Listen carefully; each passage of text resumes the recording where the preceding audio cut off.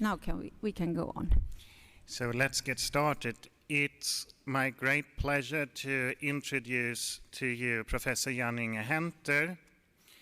As Jean showed you, he has a big interest in LCH and is working on diagnostics, monitoring and treatment of neurodegenerative LCH, but he's also the PI of the large international HLA studies 94 and 04, and is going to talk to you about the progress and challenges in HLH. So please welcome Professor Jan-Inge Henter. So good morning again. It's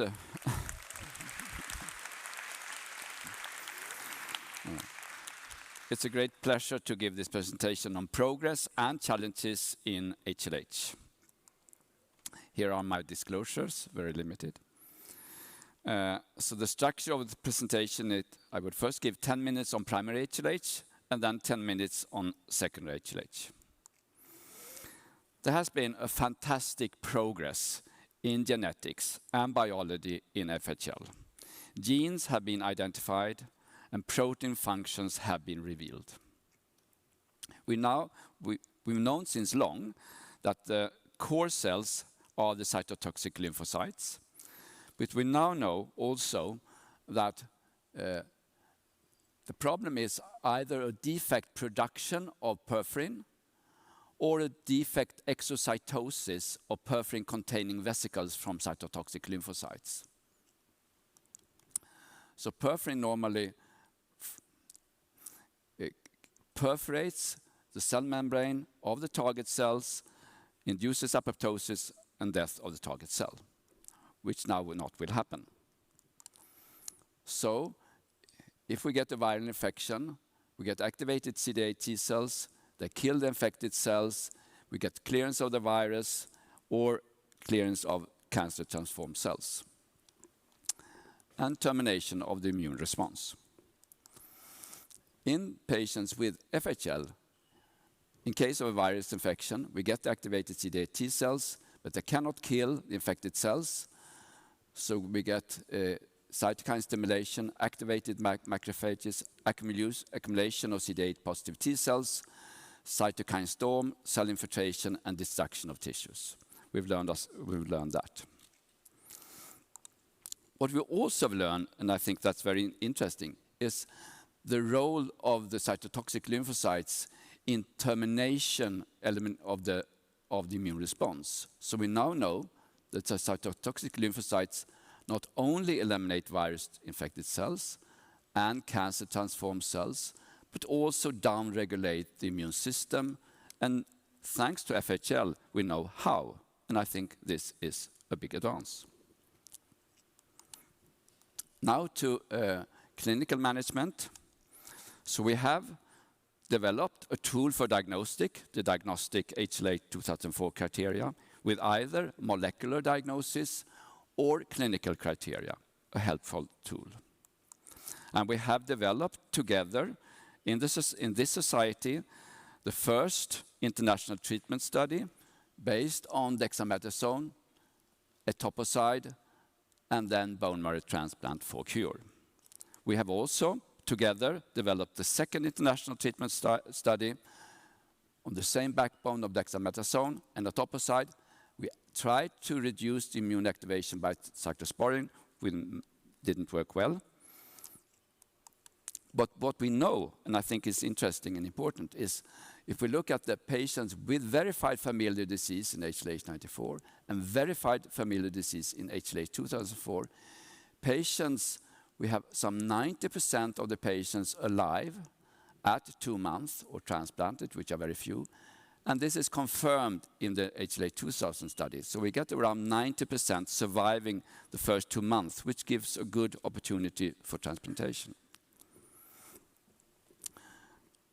Survival at 6 months is around 80%, total survival around 60%, but the big problem was that we got only around 50% of the patients to transplant to survive the transplant. So that was the main problem. So what is then the mode of action of etoposide, that induces this, I would say, magic bullet and promising response.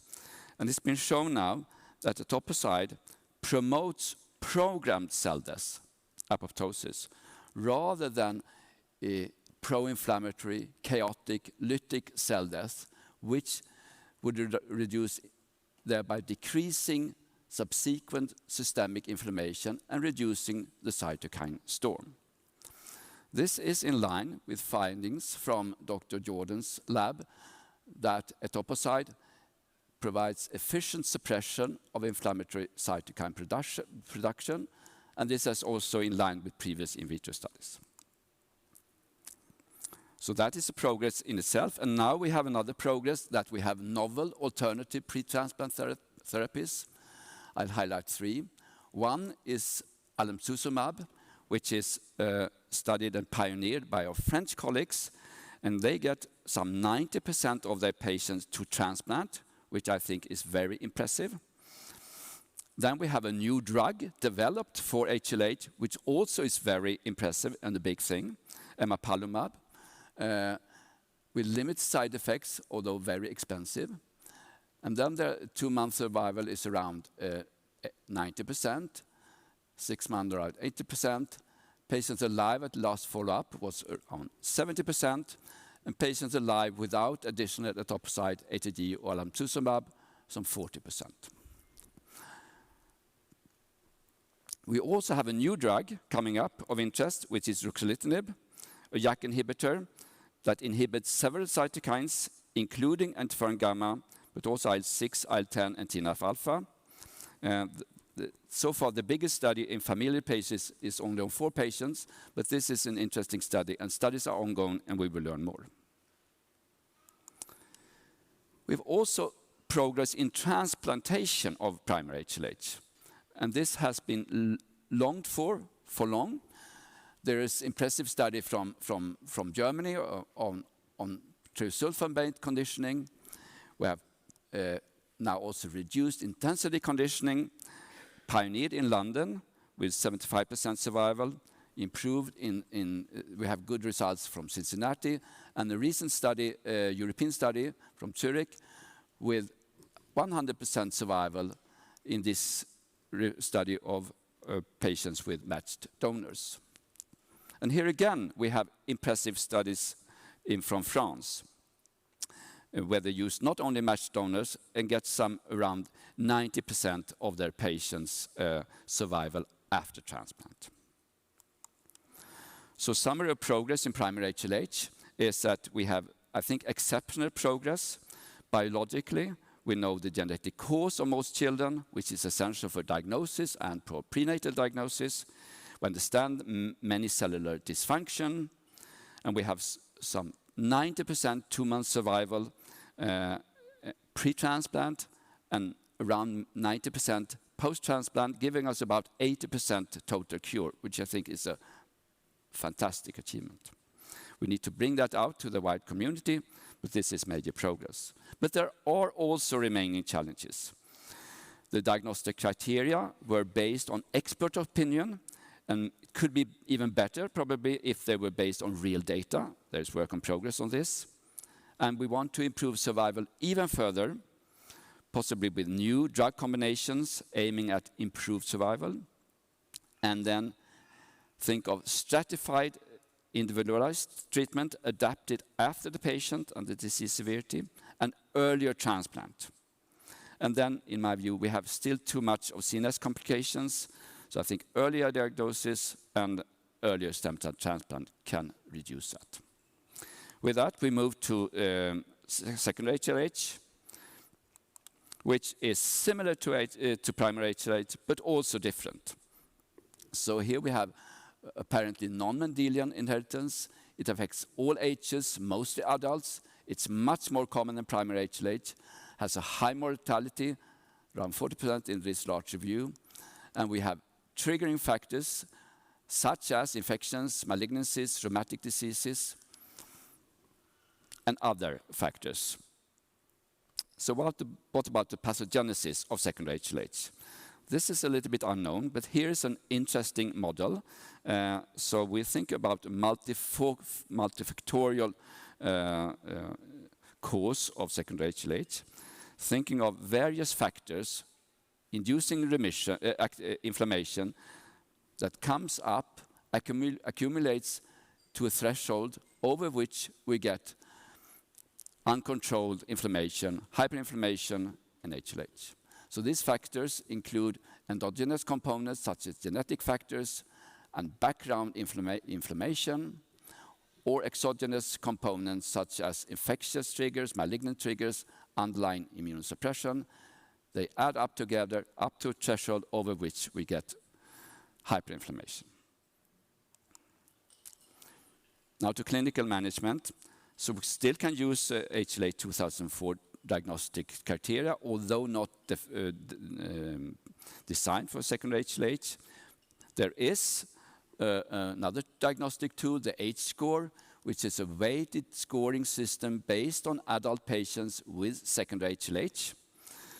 And which one is best? So in a German study, they reported that both HLA 2004 criteria and the H-score proved to be of good diagnostic accuracy in ICU patients. So there are two possible tools for this. It can be improved further, I think. But the important part is to early identify patients at risk of mortality and severe morbidity, and not to delay HLA-directed therapy in this big group.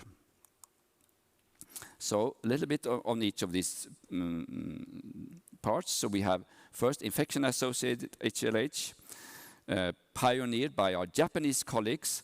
EBV HLH is more common there than in Western countries, and associated with high mortality if untreated. They reported that etoposide and steroids have dramatic effects on survival. But they've also realized that later findings that all patients do not need etoposide. So this is one Japanese approach I want to tell you. So in low-risk patients, you can give dexamethasone only. In patients with intermediate risk, defined as remaining fever after 48 hours, you can add etoposide and cyclosporin. And in high-risk patients, that is patients less than 2 years, and or with EBV DNA load more than 1,000 copies per ml, you add rituximab. This is one approach. I think it's interesting. There's also now increasing progress and knowledge on secondary HLH in other infectious diseases, including dengue fever, pandemic influenza, and many, many other viruses. Now to something I think is very difficult, which is bacteria-associated HLH. So this is a 1 kilogram, 1 month baby with massive hepatosplenomegaly,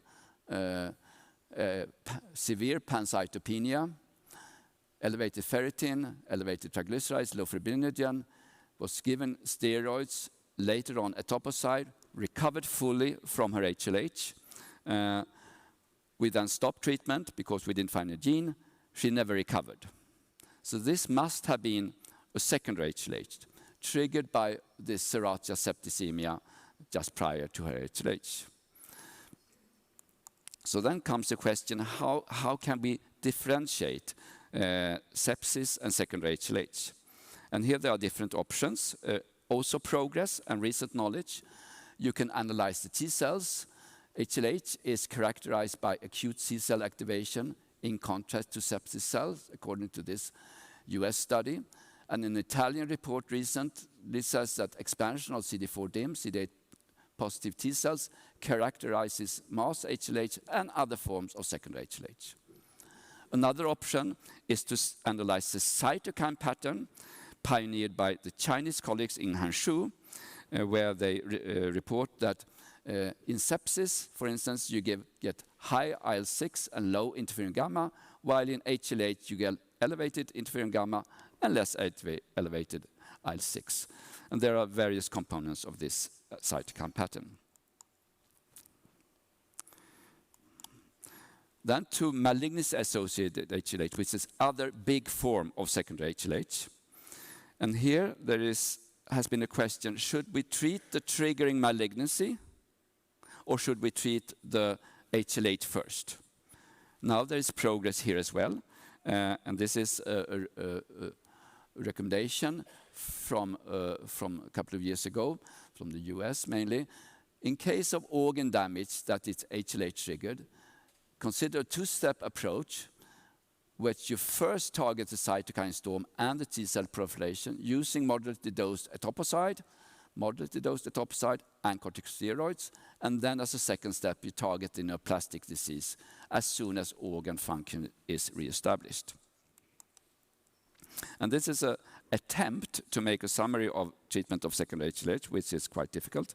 The one core message is that it should be a graded intensity and graded duration of the treatment, so that it's first of all imperative to identify and treat the triggering factor. So search and search again for the triggering factor.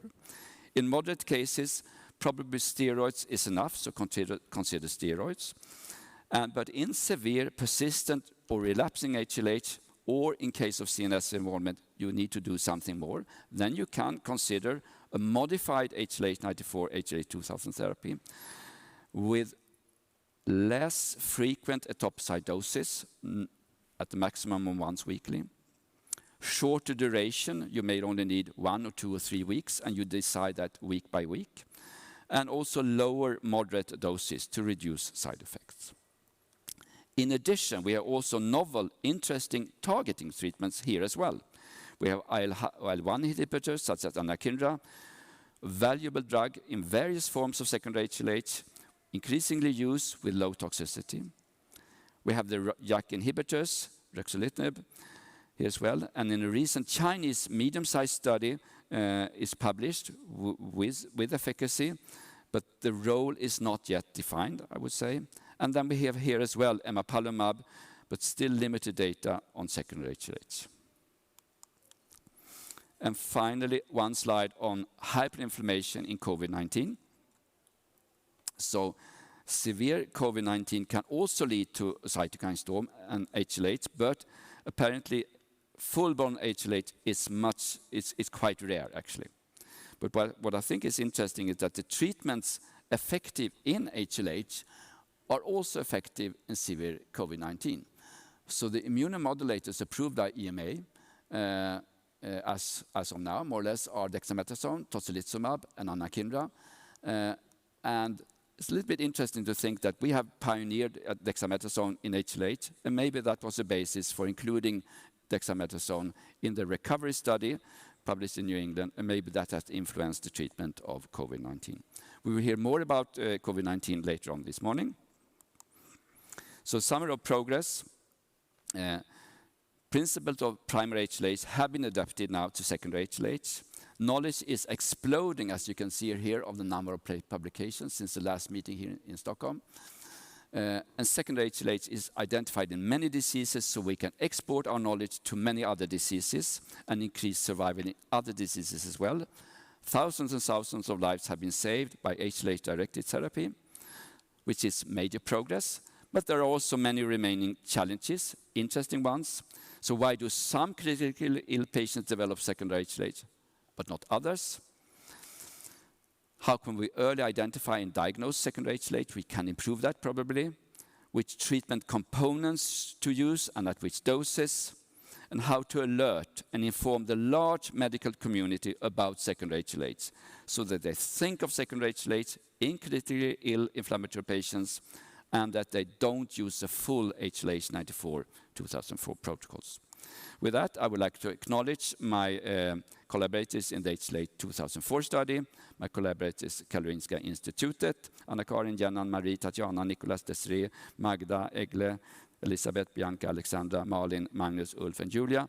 And I would like to thank you for your attention.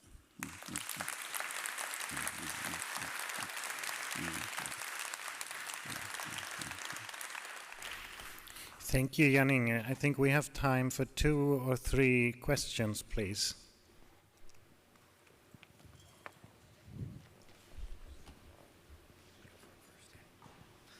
Thank you, Jan-Inge.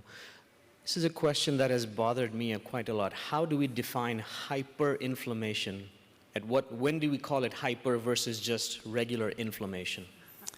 Okay, this is an interesting question, but I would say totally impossible to answer. I think there is a grade here, of course, increasing, and I would say that hyperinflammation in when the immune system has lost the ability to control the inflammation, and you get like organ failure or something. So you cannot reduce the inflammation, you get over the threshold, you get organ damage as a result of the inflammation. But we need to know, we need to know more about that. And would you also say hyperinflammation might be functionally defined as situations where the patient would be improved with immune suppression? For instance, when the patient would be... Their situation would be improved by immune suppression. And that's probably also a good way of thinking, where we can do something to improve the status of the patient by anti-inflammatory treatment of any kind. It could be steroids only, maybe. Yes. Yeah. So we need to discuss this more. We have so much to learn on secondary HLH. Yeah. So I had two comments, if I may just add footnotes to your excellent sort of big 1,000-foot, 10,000-foot view of progress we've made. One thing I would add is that in terms of secondary HLH, in terms of progress of trying to understand what it is I would point to our publication from earlier this year on what we call the optimized HLH inflammatory index. Sort of a simplified but optimized way of identifying patients with cancer who appear to have HLH, but also other patients that have similarly poor prognosis. And if I can just throw a plug in there, there's a nice follow-up presentation by Adiza Ref later in this meeting about that.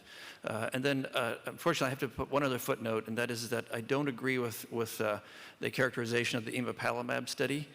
We went back and forth in the New England Journal with letters about the math, and I don't agree with your math there. That was not I would say, a proper characterization of the results of that study. But I can refer people to what's published in the journal. Thank you, everyone. Again, Jan-Inge, you want to respond? No, thank you. Thank you. So we go over to next speaker, and I'm pleased to invite Carl Allen to the stage. He's here already. Good. Carl Allen is a professor of pediatrics at Baylor College of Medicine and is co-director of the Histiocytic programs, and leads a research group that focuses on development and test improved therapeutic strategies for children with histiocytic disorders in a translational way from lab to clinic. He will give us an overview on where we stand and what he thinks are research needs and challenges. So thank you so much for the opportunity to present today. It's really great to be back in person with all of you and be able to have some of these conversations. So I was charged with educating Her Majesty on the progress of LCH. I think in her absence, I thought I'd maybe make this a little more spicy, have a little, maybe have some interactive discussions for the rest of the meeting. So just some disclosures. So for an outline, I'm going to start by talking about, I think, some concepts of LCH that we all agree on, kind of outline the progress, but also clinical challenges, and then really looking at how can we as the Histiocyte Society continue to impact our mission to optimize outcomes for our patients. All right, I'd like to put this slide up. This is a slide that's sort of inspired by the Nicholas Symposium. So as many of you who have been to the symposium know, Paul Kantianis always starts it by sort of challenging us to find the cures for LCH and reminds us that the Greek symposium was really meant to sort of be a forum to eat, drink, and argue, and that's the way that one makes the best progress. So I think thinking about Nicholas is sort of an inspiration for a lot of what we do, and in Paul's direction, I think this model is something that we should aspire to continue. So just for LCH, we all recognize, I think, the disease here. I don't have to go into a lot of the details. But I like to say, for an ontogeny story, this patient is one where I took this from Ken McLean's slide deck, and when I gave a presentation, Martin Egler said, hey, that was my patient. And then I gave a talk at Minnesota once, and Mark Nesbitt said, hey, that was my patient. So I think it shows like the ontogeny of this patient was probably somewhere in the 80s in Minnesota, and we all share our knowledge together. And of course, we have the Burbeck granule and some of the biology that was really discussed yesterday, so I'm not going to go a lot into the characteristics of this disease. For some of the clinical challenges, of course, we have the various skin presentations that can be quite dramatic, that can represent sort of a trivial spontaneously regressing disease or really the life-threatening high-risk patients that I think remain our biggest concerns. And then we have this myriad of other challenges. Like lesions can show up just about anywhere. We have the bone lesions. That can really be quite destructive and cause a lot of pain in adults. I think lung LCH is sort of getting increased recognition as a specific problem, and how does one manage that with inhibitors or therapy? And then really, I think we need to dedicate a whole another session to neurodegeneration. I'm just going to talk about this briefly today, but just reminding us that this is really one of the major unmet needs. All right, so is LCH a new problem? It's been with us for a while. So there's this paper that I think got a lot of press, even was in CNN, sort of speculating that this dinosaur maybe died from LCH based on the vertebral patterns. I'm unaware of LCH arising spontaneously in non-transgenic animals, except Bernese mountain dogs can get histiocytic sarcoma. So I think whether dinosaurs were extinct from LCH or not, I think it remains debate. And then Mark Fluchel showed me this really fascinating case where this was a case of a mummy who clearly had LCH, had the skull defect, appeared to have pituitary stalk issues. And how someone would survive in Egypt with diabetes insipidus is really quite impressive. But I mean, I think it shows like this disease has been around for a long time. I like to also introduce the concept when I'm talking to especially people who aren't as familiar with LCH, the epidemiology, that if we really consider LCH part of sort of the spectrum that we treat in pediatric oncology, it's not really that rare. So sometimes LCH looks like it's a rare disease. Well, it's a rare disease, but we know how to treat pediatric cancer, right? We have a system, we have approaches, and if we consider LCH in this family, I think there's plenty of patients to be able to solve all the questions that we have.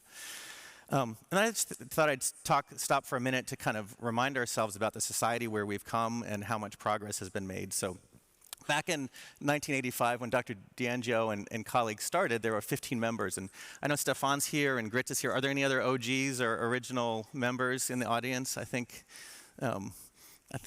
they're certainly have trained many of us who are here for the rest of the 15 that were there. And now here we are with 220 members.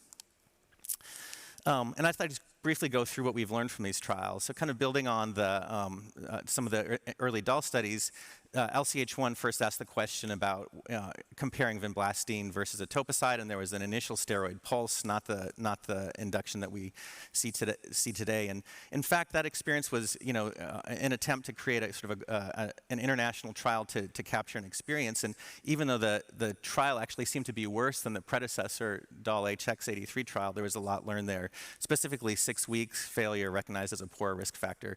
And Stefan can correct anything that I don't get quite right here by reviewing the literature. But these Kaplan-Meier curves look pretty terrifying, right? These don't look good. But I think this really shows the risk stratification at 6 weeks, which informed LCH2, which again asked the question, maybe we need a little bit more therapy. So etoposide vinblastine versus vinblastine with a compressed induction that we're more familiar with now, as well as prednisone that was given early induction and then pulses.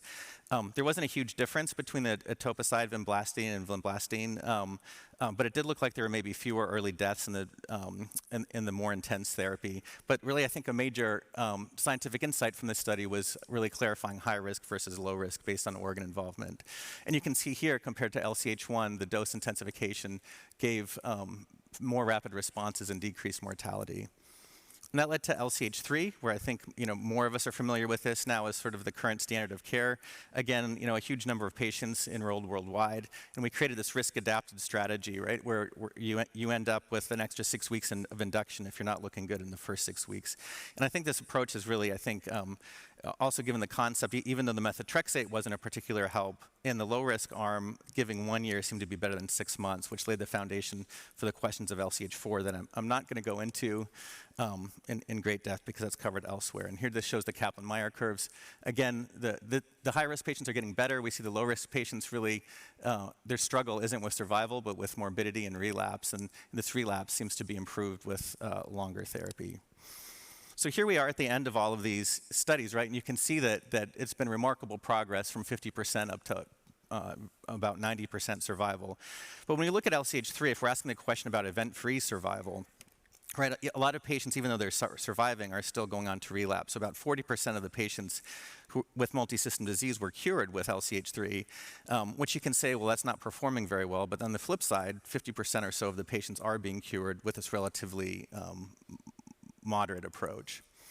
And then for LCH4, this is the LCH4 steering committee, and I'm going to leave it to Milan to update the progress since that slide. All right, so now, how do we improve from here? Where do we go? And I just want to remind everyone of sort of, Bob Arcisi and some of our other colleagues whose influences really endure, where he's saying, back in the late 1990s, was saying, look, we're not making progress because we don't really know what's going on. We don't understand the biology of this disease. And really what's remarkable is all that progress I showed you from LCH1 to 3 happened when we were still debating every couple of years, is this a neoplastic disorder? Is it an inflammatory disorder? We weren't really sure.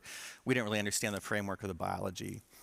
So now we understand the biology a bit more, at least the broad strokes, right? We have MAP kinase mutations, so BRAF V600E being the most common, that's going to drive pathologic MAP kinase activation, and we have all these other mutations that like Eli was talking about earlier today.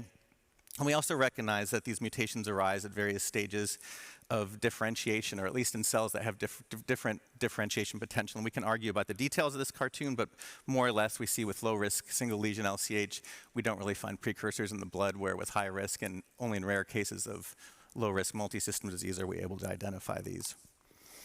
And so what this really informed was, okay, well, if we have pathologic MAP kinase activation in myeloid precursors or hematopoietic stem cells, how can we block this? Well, let's give MAP kinase inhibition. And a lot of the work of our colleagues doing work with adults, I think really informed what we can do with pediatrics. And I really give a lot of credit to the MSK group for doing really rigorous, very difficult to do prospective phase 2 studies, initially in the context of basket trials. And if you look at the first trial, it was actually kind of disappointing, right? We had an overall response rate of only 43% in patients treated with vemurafenib. But then when they went back and looked at the data and they said, well, wait a minute, we're using the wrong response criteria, basically it was 100% response rate if you're looking at a modified PET-based RECIST criteria. So I think this gets into some of what I'm going to go into later, which is which criteria are we using. In one case, it's 100% response. In another case, it's not that great at 40%. And then subsequent studies with, I think, the French and Julian really, I think, leading the way to try therapies in patients and record their responses and to do really rigorous review of their experiences, I think also supported the potential for MAP kinase inhibition. And then I think really a game-changing study with, it's also the best study name, the LOVE study, showed us that if you give therapy and stop, we have this really rapid relapse in the vast majority of patients, which leads us to this conundrum of how are we going to treat patients if we can't get them off inhibitors. All right, and then I think John sort of organized this heroic effort with, I think, so many of you in this room, where mostly high-risk infants, even though there were some low-risk patients as well who relapsed. A lot of these patients were in first relapse, but some were subsequent. Really had remarkable response rates to vemurafenib, and then again showed that with cessation of therapy, a large number of these patients relapsed relatively quickly.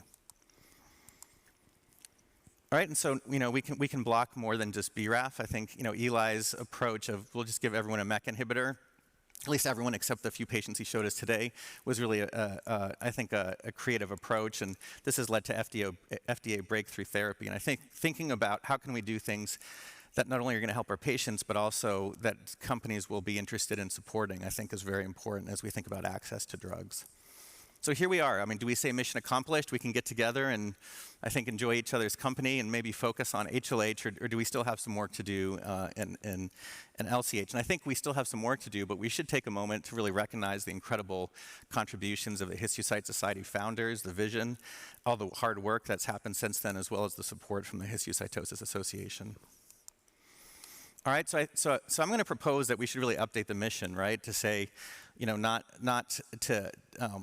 let patients die from LCH, but to say we need an optimal cure for every patient. And how do we achieve that? Right now, I think we have kind of two schools of thought. One is you start everyone on chemotherapy, and you see who fails and then figure out what to do downstream. Or you start everyone on inhibitors, and then you just keep doing that, right? And I think that some patients, by definition, are going to be overtreated, and some patients are going to be unnecessarily or aren't going to receive appropriate therapy and undergo many rounds of failure. So how can we predict what each patient needs? I think that's really going to be the mission for the next decade.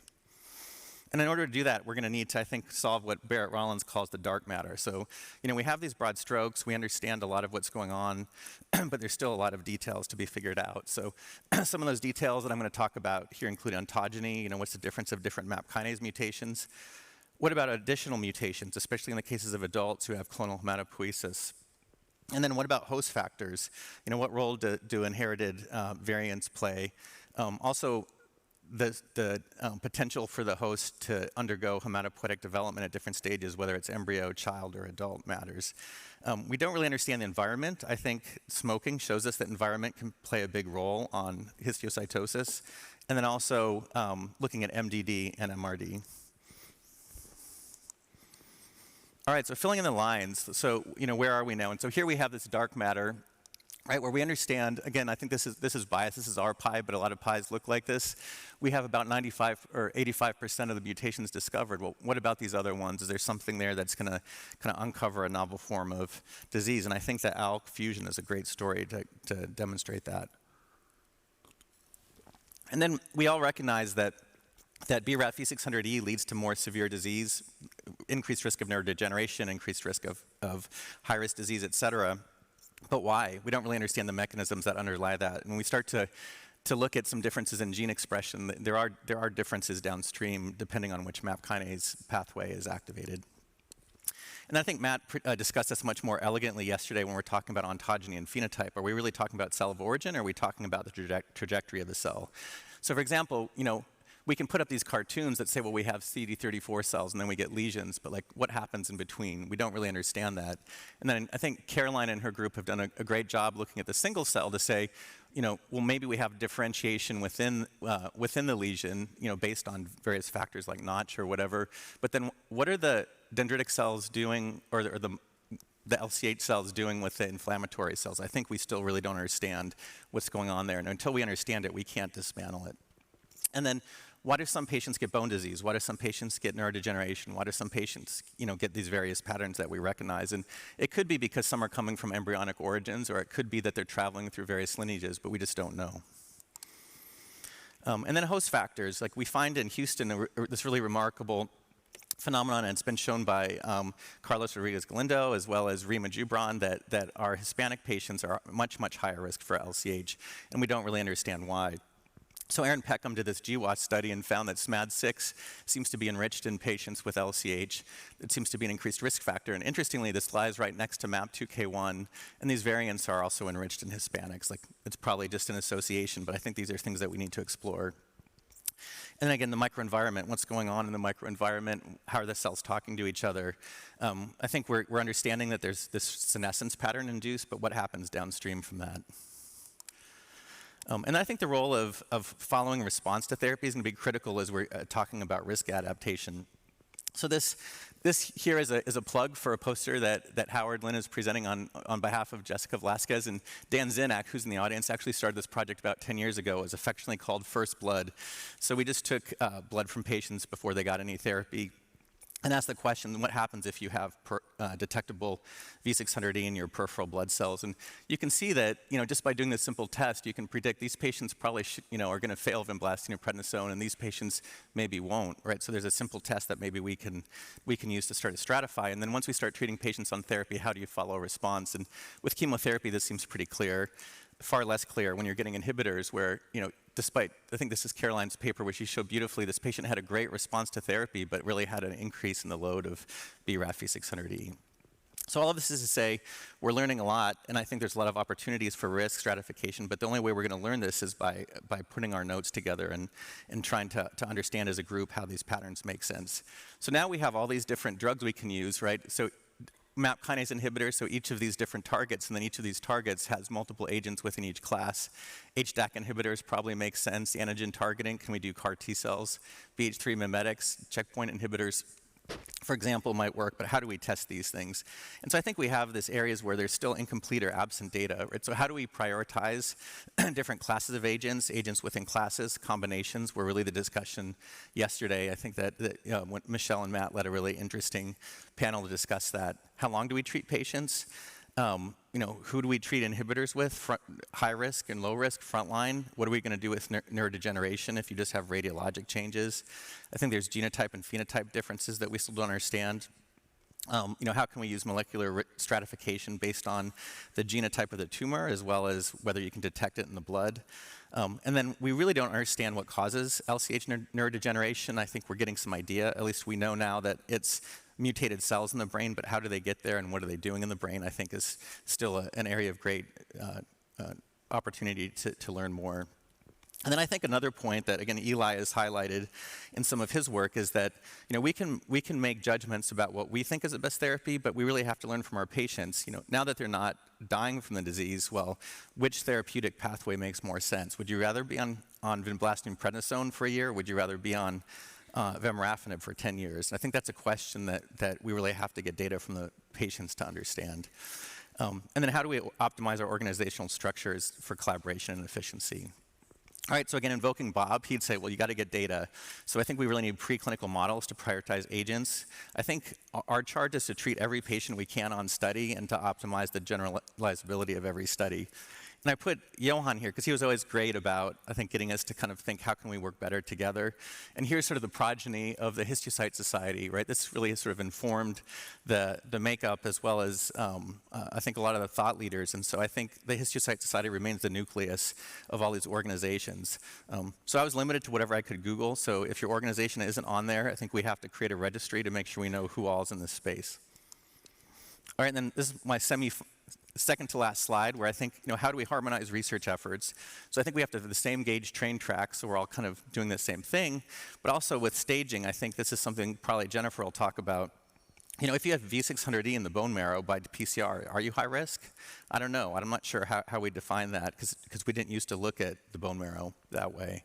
And then for diagnostic approaches, I put here's this patient who had high-risk disease but didn't have circulating BRAF V600E. I'm like, well, why not? It's like, well, we use PET scan, and maybe PET avid spleen is different than when we just use conventional imaging. And then how we're using MDD. And then, of course, there's the response assessments. Are we going to use primary endpoints of response, survival, NAD, et cetera?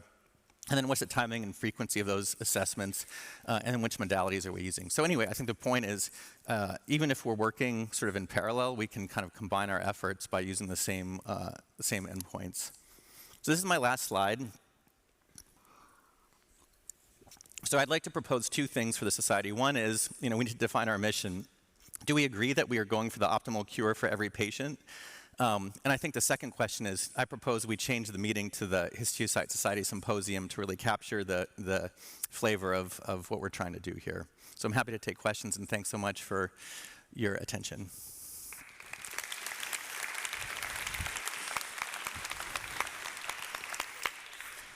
So thanks a lot, Carl, for this overview.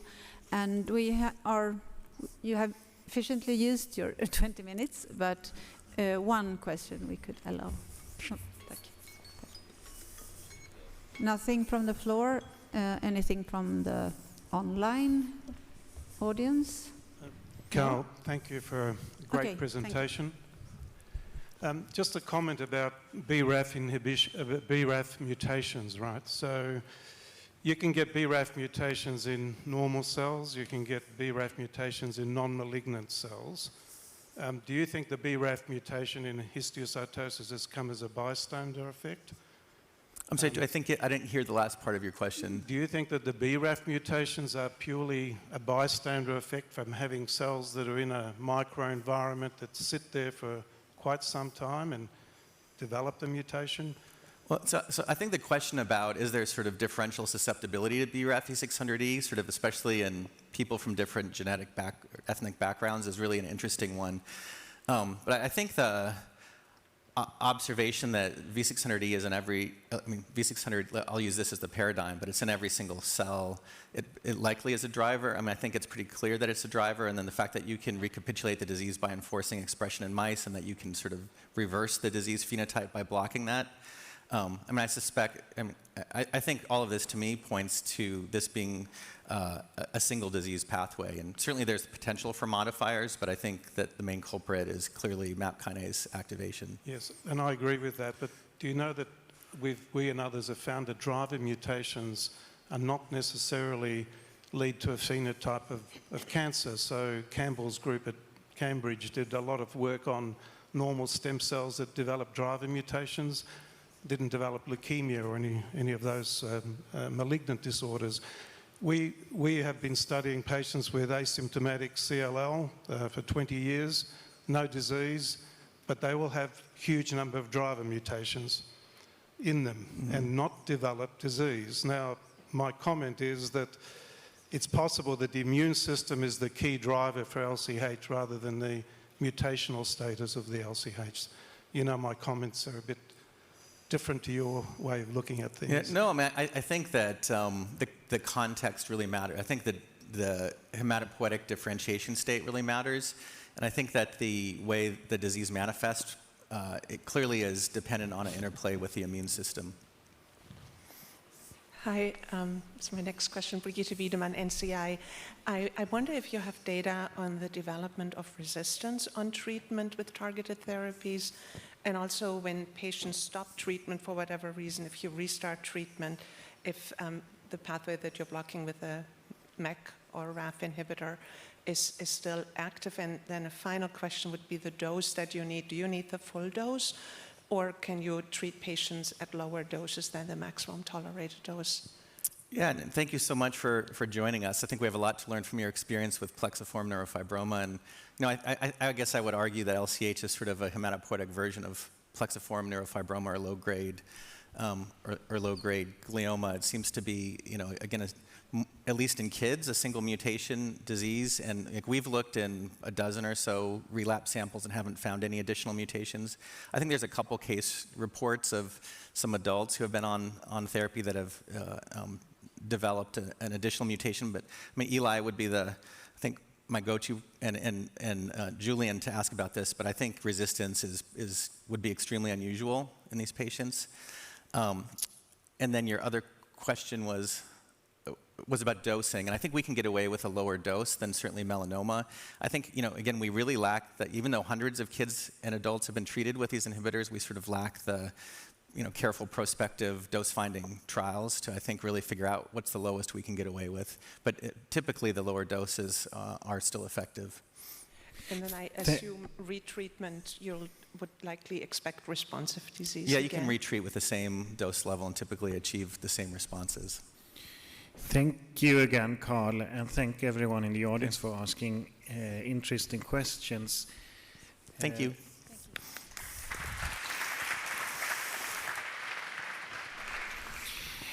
Now I have the pleasure to introduce to you my fellow colleague and pediatric immunologist, Petter Brodin, who is as well a professor of pediatric immunology, not just at Karolinska Institutet, but also at Imperial College in London. And Petter has pioneered systems immunology in pediatric immune development and disease. So please welcome Petter to the stage. Thank you, Nicholas. Thank you. So it sounds like you hear me well. It's good to hear that some of you are OGs in the society, because I'm certainly not. This is my first meeting. And but what I'll do today is talk a little bit. It seems like it's a little cut. No, it's only here. Talk a little bit about how we see technological developments that we've been doing and others have been doing in the last few years to profile human immune systems in greater detail.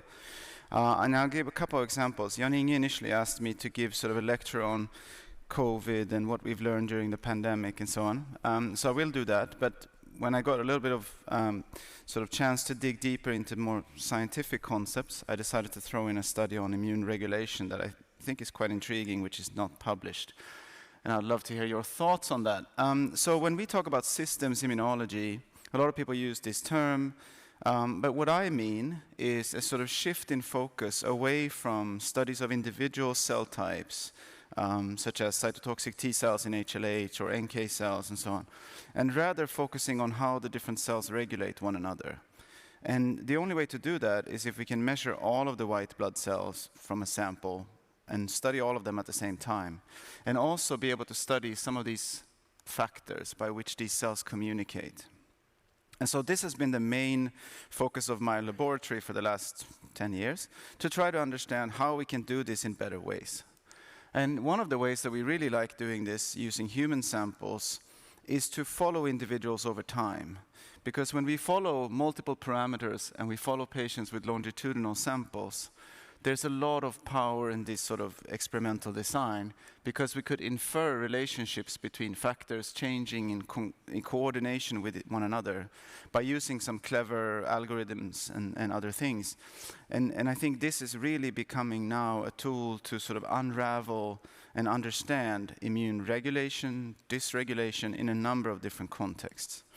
So think of it as the immune system being this cube, and we're measuring different sides of it. So we're studying plasma proteins. You can do that with your favorite tool. We can measure cell types, all of the cell types in the same sample, transcripts, and adaptive lymphocyte receptor repertoires. And so these are just some examples. There are obviously more layers of measurements that we can make. But the point of the story is that we can, by combining these in clever ways, we can actually learn some interesting things. So I'll start with some examples from the pandemic. And then I'll move forward to something quite different. So during the pandemic, we've been interested in these different presentations related to one type of viral infection. We've worked within this global collaborative network, as maybe some of you as also, because it's been a tremendous global effort to understand rare and unusual disease presentations. The logic from the beginning was that a new virus will infect millions of people. Some of these people will have unexpected presentations. By identifying those and collaborating together across the planet, we could find those, sequence their genomes, profile their immune systems, and understand what caused this unusual presentation. Of course, as the pandemic rolled on, new disease presentations became apparent, such as MIS-C, such as long COVID, and other things. And so what we and many groups within this consortium really was able to show very clearly, I think, and this has been replicated by a number of groups now, is the importance of type 1 interferons for determining severity of acute COVID. And so we know now that people who are under 50 years of age and develop life-threatening COVID have, to a greater extent than the general population, mutations that sort of cause defects in the sensors or the signaling pathways leading to type 1 interferon responses. A phenocopy of that genetic cause is the neutralizing autoantibodies that deplete type 1 interferons and prevent their function and thereby cause severe disease. But one of the, for us as pediatricians, one of the puzzling observations throughout the pandemic has been why COVID-19 in general is so mild to children. And there's been a lot of speculation about that, but here's a really interesting analysis by Sam Palmer, who's a modeler at Oxford, showing that if we just look at the case numbers over the age group from a number of different countries, you see this very gradual increase. And these are incidents in hospitalization. And so one speculation would be, well, is this because of the thymic function? Well, you might think so by just looking at this gradual increase, that as the thymus declines, the risk of severe disease increases. But when they model the actual sort of severity, they find that about 50 to 70% of the protection in the very youngest age group cannot be explained by thymus or the thymic function. So something else must be contributing. Then other viruses have been discussed, cross-reactive immunity, viral interference in the mucosa, and so on. But it's very difficult to see why that would be such a gradual increase, in my opinion. What is very clear, though, is that the local mucosa is primed in children in a way that is not the case in adults, suggesting that, potentially the immune system in the local mucosa is more primed and ready to respond quicker. So that seems to be one possible explanation. But again, difficult to see why it will be such a gradual increase in severity. I will get back to my own favorite hypothesis in a bit. But then MIS-C arose, and we all probably saw patients with MIS-C coming into our clinics. And we decided, we had a patient study ongoing with Kawasaki disease previously, and these were patients enrolled in the years prior. So we decided to study the immune response in Kawasaki versus the MIS-C patients. As you all know, these patients are typically older. They often have severe myocarditis with cardiac malfunction, and there's some clear differences in their presentations. Intestinal symptoms is a lot more common in MIS-C, for example. So we did a study where we basically used our favorite tools, profiled the immune system of MIS-C patients versus these Kawasaki disease children. And the one thing that became clear right away was when we compared the cytokine profiles between adult patients with severe COVID, so these are hospitalized patients with acute COVID-19, Kawasaki disease patients and MIS-C patients, their cytokine storm, if you will, is out of a very different flavor. So they're all very different when you separate them. Here are 3 patients that we think are mislabeled Kawasaki disease patients. They have autoantibodies in MIS-C, but they are very broadly reactive. They're not specific as a Addison disease or some other known autoantibody-mediated disease. So when we profile autoantibodies to over 9,000 targets, we find a lot of autoantibodies in all of these, but very broadly reactive, suggesting that the B-cell tolerance is lost, but not that the disease is mediated by one particular type of autoantibody. So why is B-cell tolerance lost? And here is the current state of our understanding of MIS-C, in my opinion at least, and the opinion of a few others who've shown this in diverse different cohorts, is that this is a superantigen-mediated disease. And superantigens, for those of you who are not familiar with this concept, is basically a non-specific activation of T cells by binding on the side of the T cell receptor and HLA rather than the normal antigen-specific triggering via the T cell receptor and peptide MHC. There are a number of different illnesses, obviously, that are caused by superantigens. And Moshe Arditi's lab at UCLA was pioneered by showing with models that the spike protein carries motifs that resemble the TSS superantigen and can trigger T cells probably through this spike protein as a superantigen. And to further strengthen this, and this is now, I think, 6 or 7 studies, and we've also seen this in my laboratory, is that patients with MIS-C have an increased abundance of T cells expressing the TRBV11.2, which is one T cell receptor beta chain, but with a number of different alpha chains. So suggesting not a clonal expansion by classical antigen-specific responses, but rather superantigen-mediated activation and proliferation of cells carrying this particular T cell receptor. Also a few other T cell receptor chains, but this is the most common one. All right, so that's basically our understanding of MIS-C, but it's still strange why this has a 1-month delay in presentation. Why wouldn't the superantigen trigger this response when the virus is at most abundant, right, during the acute phase? That's still quite puzzling, and it's different from other superantigen-mediated diseases. And one possible explanation is that it's all about location. Virus is known to be persisting in the gut, and if the virus persists in the gut and is repeatedly released into the bloodstream, that could trigger T cells specifically in the gut, where most of our T cells are. So that's the hypothesis. And there are a number of studies, more than these, showing that, so here's a child who had persistent intestinal symptoms, not associated with MIS-C, but just after COVID. And when she was biopsied, there was virus persistent. Similarly, here is an adult 4 months after mild COVID, completely asymptomatic, but in a biopsy had viral protein and nucleic acid left, which would not be the case unless this virus was encapsulated here. So viral persistence seems to be a common thing after SARS-CoV-2 infections and could reinforce this idea. So this brings me back to this story about why COVID is so mild in children. And one favorite hypothesis that I proposed here a few months ago is that potentially children are more likely to have persistent virus than adults. And we know this from other diseases. For example, if we look at asymptomatic mononucleosis in young children versus teenage mono, which is more or less always very symptomatic.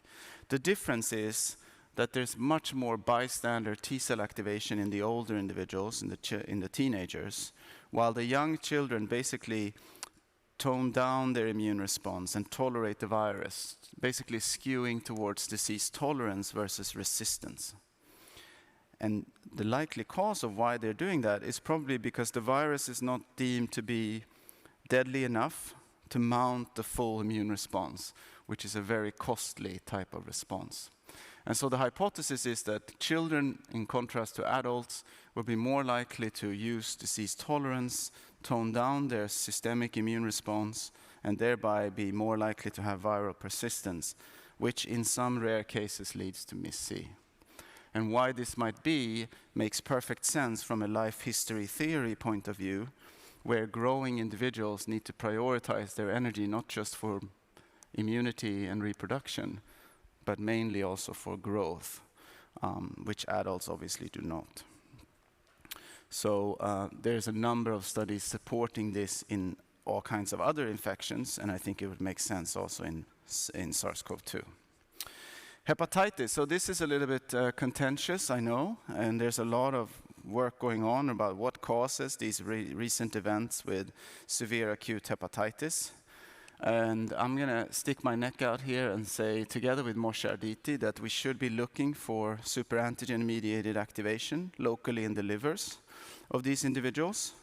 And the reason why we should be doing that is because we know from other prior literature that if a persistent virus, such as, in this case, SARS-CoV-2, sits in the intestine, and a secondary virus, which could be an adenovirus, for example, comes in, that adenovirus can potentiate an immune response to a superantigen. This has been shown for toxic shock syndrome and other things. And so potentially, by having this persistent virus in the intestine and then getting a second hit with potentially then adenovirus, you might have this type of a localized hepatitis. This is a little speculative, and we're generating data on this, but these patients are not the easiest to sample. Here's some mouse data which supports this idea, where mice that were given adenovirus and then staph superantigen, SEB, trigger hepatitis, but not with either of the stimuli alone, suggesting this, what I just mentioned, that this type of superantigen-mediated disease can be potentiated by a secondary infection. Here's our first data looking at 4 children from Florence with severe acute hepatitis of unknown cause. And we find that some of these previously MIS-C associated expansion events, we see them also in this case. The purple here are the healthy controls. Yellow are these 4 cases of hepatitis. I know it's very few, it's only 4 patients. But we do see a sort of significant increase of 2 of these types of T-cell receptor beta chains previously associated with MIS-C. Now, this is in the blood, and we don't have samples from the livers, but we would love to look in the liver, obviously. All right. How am I doing? 13 minutes. So that's about all I wanted to say about SARS-CoV-2. Jan-Inge, I hope that's okay.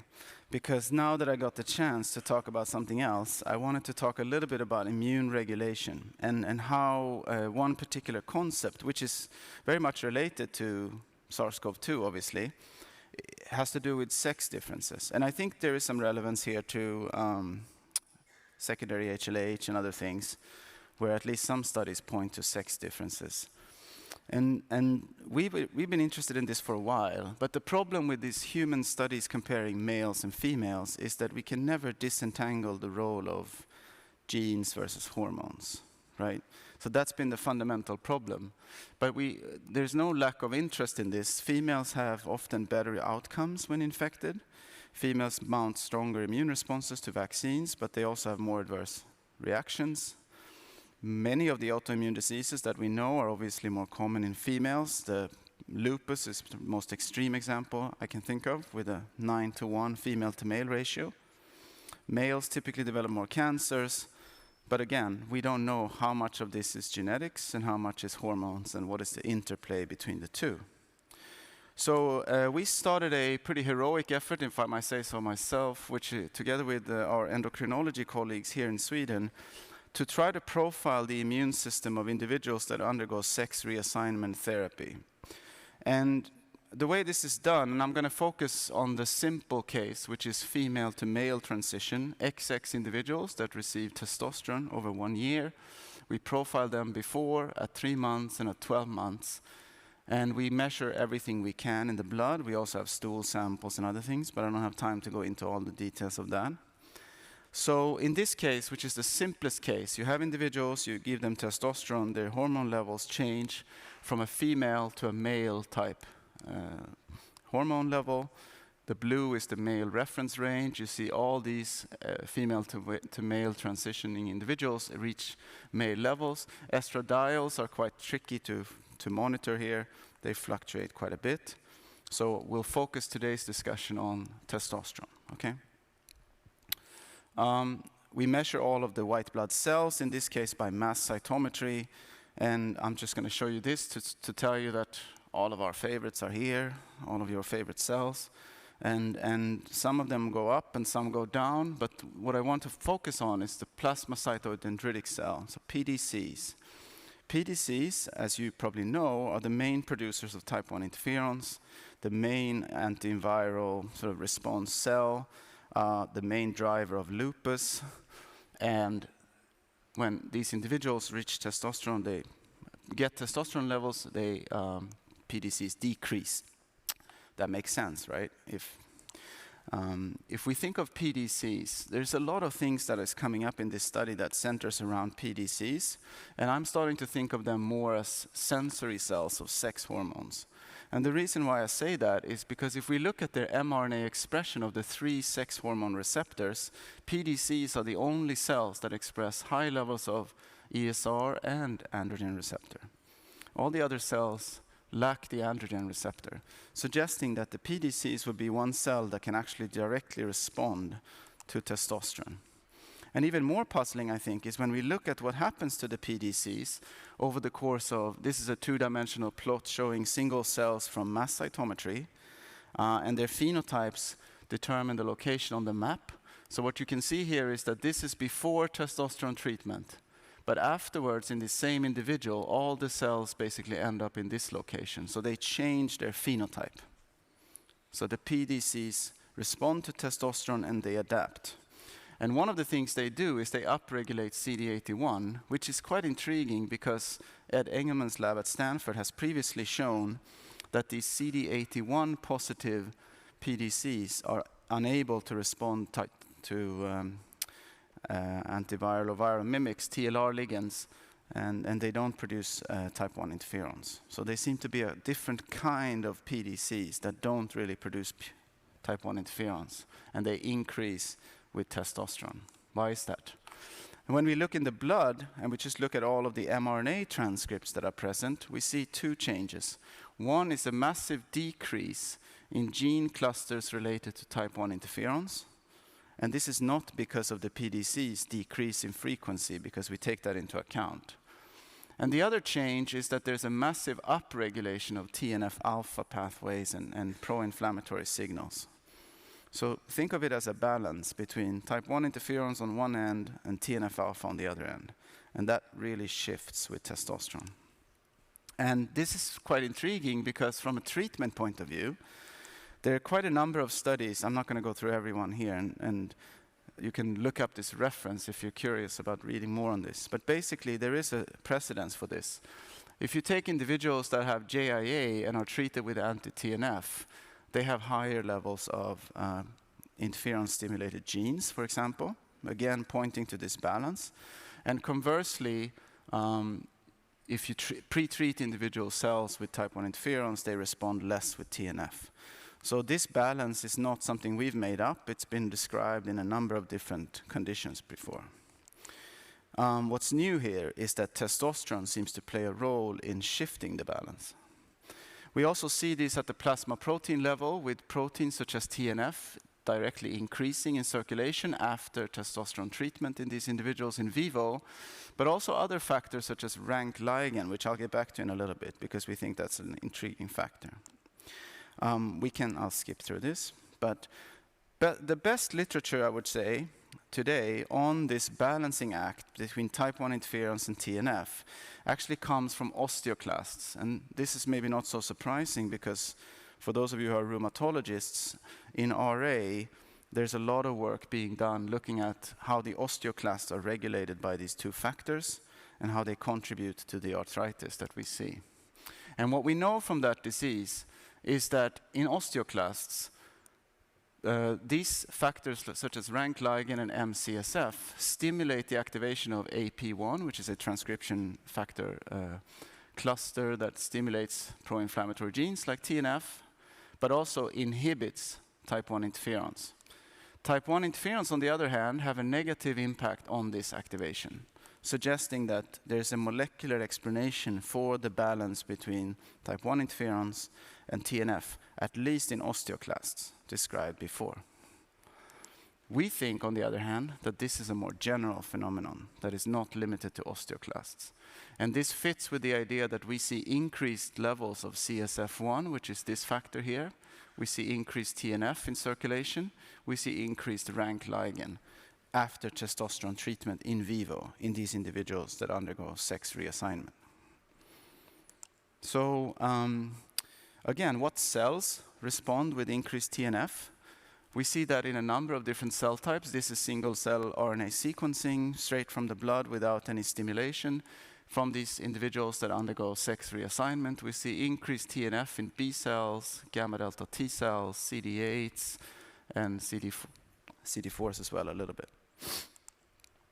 If you look at the epigenetic landscape that determines this transcriptional change by ATAC-seq, so looking at open chromatin at the single-cell level again, we see particularly in monocytes that this part of the genome where the TNF transcription factor is triggered is increased. There's more opening up of TNF locus in myeloid cells after even 3 months of testosterone in vivo. Again, all of this points to this same altered balance. So I'm going to skip some of this, but when we look at the specific epigenetic traits of all of the factors that are involved in NF-kappa B, this pro-inflammatory machinery, or AP1, we see that in many of these cells after testosterone treatment, they increase. So again, testosterone in vivo has this sort of shifting of the balance and opening up of chromatin loci related to these pro-inflammatory traits. We think it probably differs between different cells, so different factors act in different cells. And this brings us to a model, which I want to go through now before I close, where testosterone, we think, in vivo serves as a balancer of this particular balancing act. We think that this happens through PDCs, which are the direct sensors of testosterone, potentially also platelets, which produce rank ligand, which sort of NK cells can be triggered by, as well as CSF1, which triggers monocytes. And all of these things leads to an increased levels of TNF in circulation and a sort of amplifying loop of TNF that is triggered by this. And again, this TNF increase is partially mediated by loss of type 1 interferon, which is a negative regulator of this factor, and altering the balance in favor of TNF versus type 1 interferons. But why does this happen? And this brings me back to these children and the life history theory that I mentioned earlier. We think that potentially an evolutionary mechanism here might be that males have to prioritize their energy resources differently towards growth and away from immune responses, and testosterone might be one of the factors that does this kind of energy balance. But now you're thinking, but wait, TNF, how is that an energy? What does that have to do with reducing the energy consumption? But there is a link here, and that is that the types of immune responses that are most costly from an energy point of view are actually the ones that involve cell proliferation, such as adaptive B and T cell responses. They cost a lot more, about 10 times more than local innate responses and so on. And they are actually the specific types of responses that TNF dampens. So TNF is known to be involved in activation-induced T-cell apoptosis, and here again I think this fits a little bit with some of your work in secondary HLH.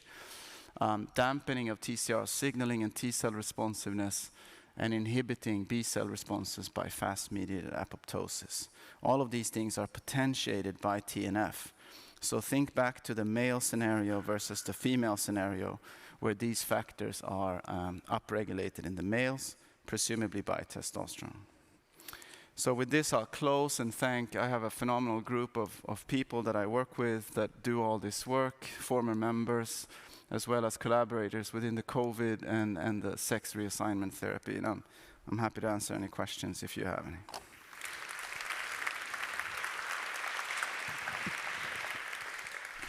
Thank you, Petter. Brilliant. I think we have time for 3 questions, but then we have to move on because the speakers were wonderful and kept the time, but the moderators did miserably, and we are a bit lacking behind.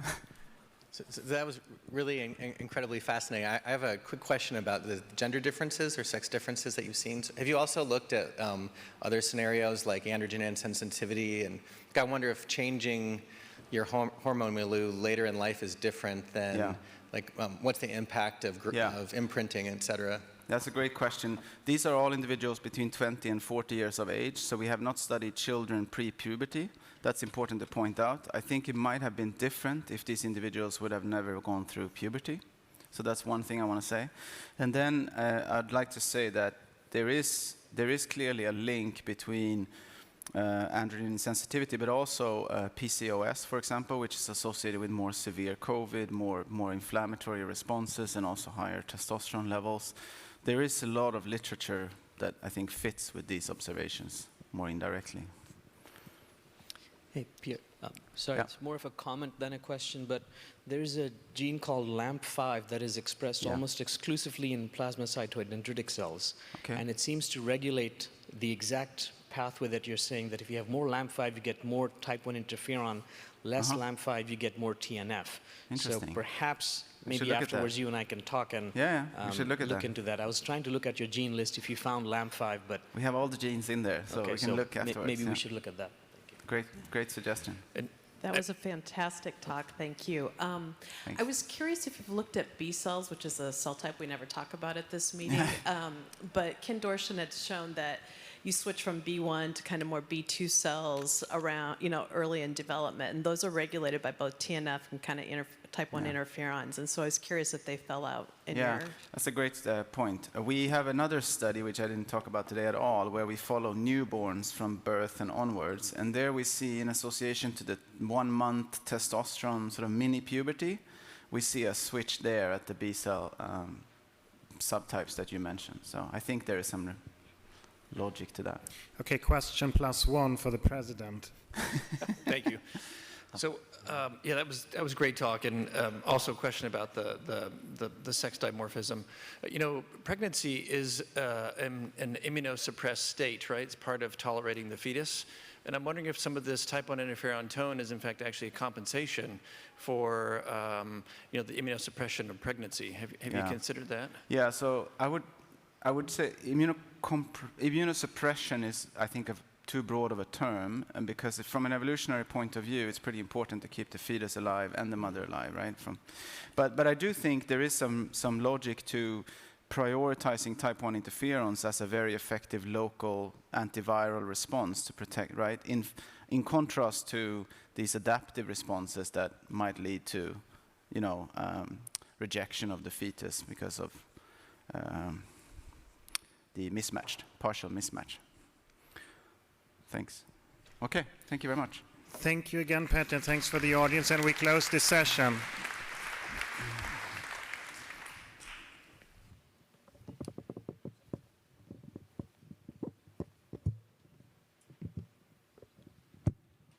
Is this on? Okay. Hello, good morning. As you know, we were supposed to have Her Majesty Queen Sylvia visit with us today, but unfortunately she cannot be with us. But if she was going to be here, we wanted to be able to present her with some sort of a gift and a thank you for being with us today. So what we did was we reached out to some of the family groups across the globe and asked them to produce a little video talking about what hope means to them, or what makes them happy when they're feeling down. And so we've put together a little video that we were planning to present to the Queen, but we thought that we would show it all to you instead. So that is what we're going to see next.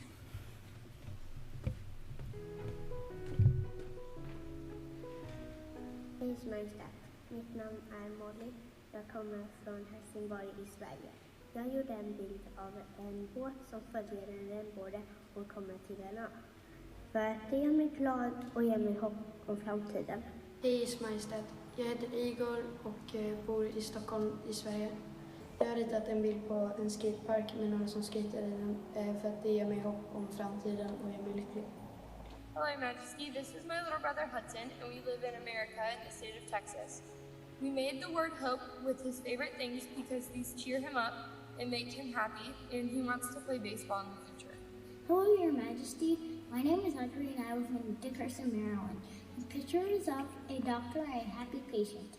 I made this picture because it makes me cheerful and hopeful for the future. Hello, Your Majesty. My name is Ty, and I'm from Fairfax, Virginia, in the United States. I made a picture of the things that cheer me up, as in me and my parents on the boat, the Histio hike, and my own version of Give the Kids the World Village and an ice cream bowl and the beach. And it makes me hopeful for the future. Hej, Ers Majestät.